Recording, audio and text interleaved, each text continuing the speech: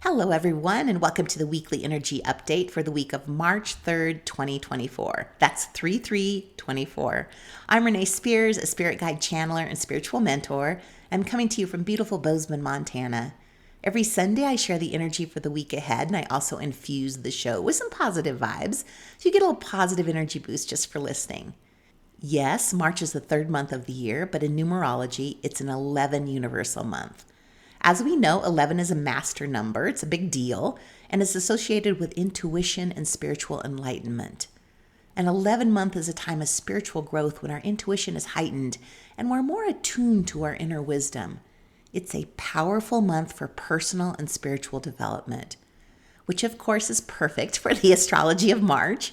March is an epically important month. From the lunar eclipse to the start of Aries season, this is a significant time.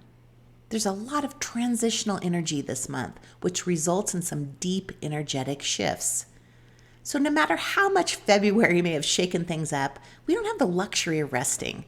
Instead, we're continuing to adapt to changing conditions. And the more we're open to change, the easier this month will be. This month is a bit all over the place, so don't be discouraged if you're already feeling exhausted. The theme of March is newness, and we will be a different person coming out of it. So get ready for 30 days of change. I know, Renee, I'm so over all this change. And yet, we are just getting started. This month, 3 planets are changing signs. Chatty Mercury, romantic Venus, and passionate Mars all change signs. And this changes the energy of our social lives, our relationships, and our energy levels. In the middle of the month, we welcome the Equinox and the start of the astrological new year. As Pisces season ends and Aries season begins, there's potential for incredible new beginnings. This is fresh energy and gets us excited for what's to come. So if you've been feeling blah, don't worry, that changes this month. As we reach the end of the month, relationships are likely to be on our minds as we begin our first eclipse season for the year. Eclipses are always a highly transformative time, and this eclipse season, the focus will be on our relationships. It's also the last month of the year that will be completely retrograde free, allowing us to use this forward energy for new beginnings. It's all systems go this month, and by the end of the month, it is go, go, go. March is for shedding old skin so we can embrace new beginnings. And we kick off the action today, March 3rd, when Venus squares off with the unpredictable planet Uranus. This is a volatile combination that can stir up deep thoughts and feelings when it comes to our relationships. Venus square Uranus transit can test the stability of love relationships through unexpected urges or events. Okay, this could look like you're in a long-term relationship and then you suddenly fall in love at first sight or lust at first sight with somebody new at the grocery store and you start an affair. So there's no need to worry about this if you're in a healthy relationship. And if you're not in a relationship at all, a new romance is possible, but it'll likely be a brief, intense relationship. So one other thing to mention with this energy is to be careful about impulse buying and spending too much on stuff you don't need. At the very least, if you buy something, save the receipt and make sure you can return it. Also, today is the last quarter moon. In the Lunar Bath Ritual podcast that was released last week, Tori Daw talked about the cycles of the moon and compared it to taking a breath. A new moon is when our lungs are empty. Then we start to take a breath, and the first quarter moon is when our lungs are halfway full. A full moon is when we have a full breath, our lungs are full. And then the last quarter moon, like today, is when we're exhaling and getting ready for the next new moon. This week is our exhale week. We're getting ready to start the big March changes next weekend. Next weekend is go time. And go time starts Saturday, March 9th, when Mercury moves out of dreamy, intuitive Pisces and into the fire sign Aries. This shift lights a fire within us. We're ready. We're motivated. We got new ideas. We speak our minds. We go for what we want. And we want to use this fiery energy to make progress on our work projects before Mercury goes retrograde again in about a month.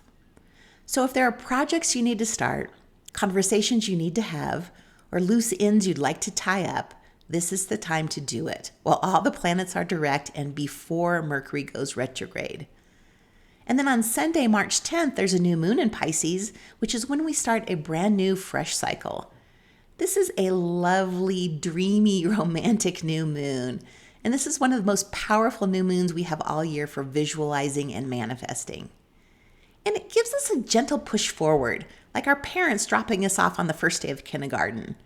And like our parents did, this new moon is saying, you can do it, honey. It'll be all right.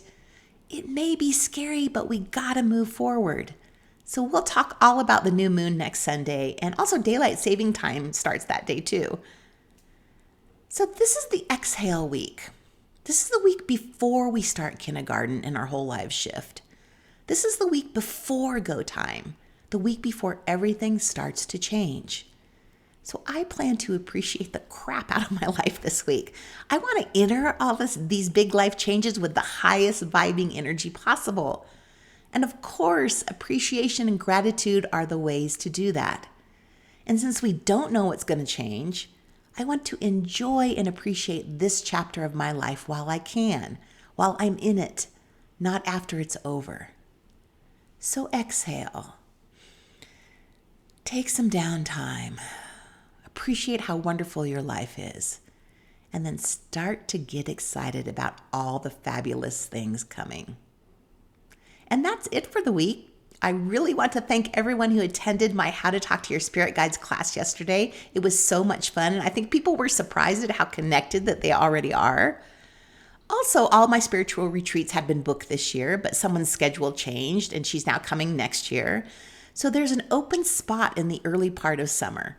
So on a retreat, you spend 3 nights with me in Bozeman in my home. You do have your own private bed and bath. And the retreat is customized for you. You can choose what you want to do. We can go to Yellowstone, horseback riding, fly fishing. We can soak in hot springs, get massages, go on hikes. There are about 20 other things you can choose from too. And a lot of spirit guide channeling time because I invite your guides in to spend the whole time with us. The biggest compliment I get is that people that have come before come back again. So the other 2 people visiting this year have been here before, and this will be the 3rd visit for one of them. So I would love to share part of my 60th year with you in Montana if you feel pulled to do that.